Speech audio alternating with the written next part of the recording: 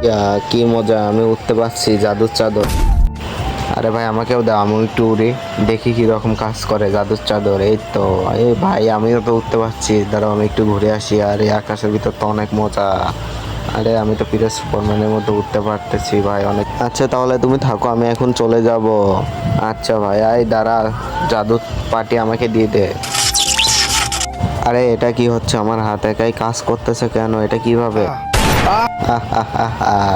কোনো কাজ করতে নাই। কালি, তাড়াতাড়ি আসো, এখনই তুমি ওদেরকে শেষ করে দাও।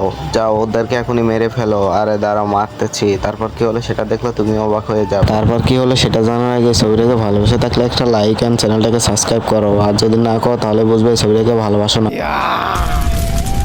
আরে ভাই আমরা দুজন তো বেঁচে গেছি। আরে রাক্ষস, তুমি এটা কি করলে? আমি তোমাকে জাদুর পার্টির জন্য ডাকলাম আর তুমি এটাকেই পুড়িয়ে দিলে।